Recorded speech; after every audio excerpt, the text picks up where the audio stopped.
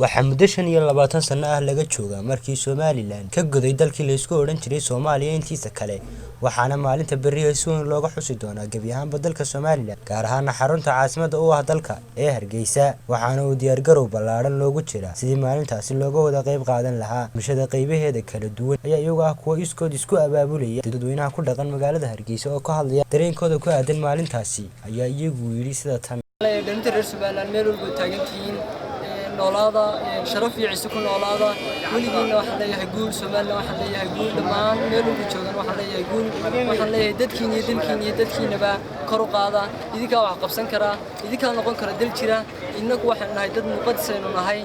cidna umada u fadhiisanano dadnimadeena waxaan nahay dad jira waxaan nahay dad wax qabsan kara qof baa tahay guul abuuro qof baa tahay guriga galeela qof baa tahay gaar ahaantii ku gaajo baxo iskeena kankaan kuma dheera caaro dalkaaguna kuma gariifin ayahaguna ma gumoobin baan leeyahay. السلام عليكم ورحمة الله وبركاته. شعبينا الرئيس سوماليلاند أي كجوين دولتي سياد برة ما أنت سوماليلاند كسمة سي ما أنت هو معلن قرنيمه وحلا يدمان ومد الرئيس سوماليلاند مال نبض أوجس وده جسده عدو جينه بديه هاي الله عدو جينه هتشبيه وحلا يقرنيمه دينه مال هلو وده يستاجو دمان شعبي وحفرين ودريا إن أي إلاليا نبض بريطالة إن شاء الله بإذن الله تعالى وأيكون بجنت هاي ما أنت حسك سنة جورة عشان إلى بعتنات هاي سوماليلاند كله صور 18 May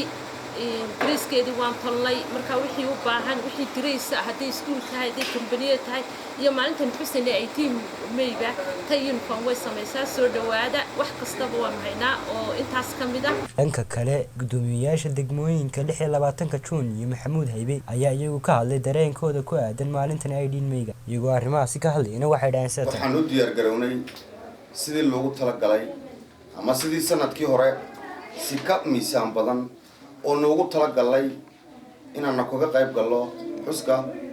sanad guurada 18 May 2016 runtii waxay maanta tani kaga culus tahay oo tii hore ama kuwii hore kaga ballaaran tahay waxa weeye munaasabadani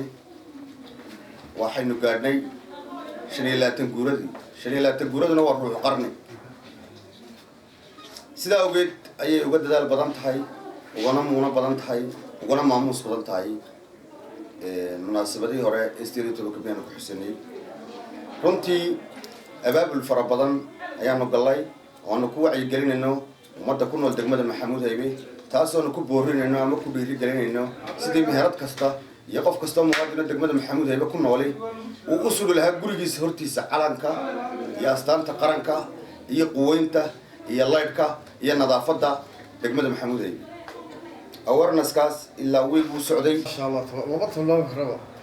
wax Allah wax la dhigi karayo sanadkan insha Allah wax la jeedaya sanadkan hadafka goolka weyn qaad doonto joogdi la helaa way warki doontaan la tasay hadii ilaahay iskan gaarsiyo wadun baa laga helaa hadda taxawul sayro wadaka doontaan bulshada shirkadaha laftigooda waxyaalo badan baan ilaa 4 shirkadood baan la shaqeynaa oo xafiiskii uu kaliya ma waa community degmada xeeladka joog iskood ka soo aabay urayro dhalinyaraha loo hadasay urayro ma soo wadaagta iyadoo taas ay dana jirto hadda 4 shirkadood dhaarada ayaa dad saaro degmada dad saaro ayuu iskood shaqeynaa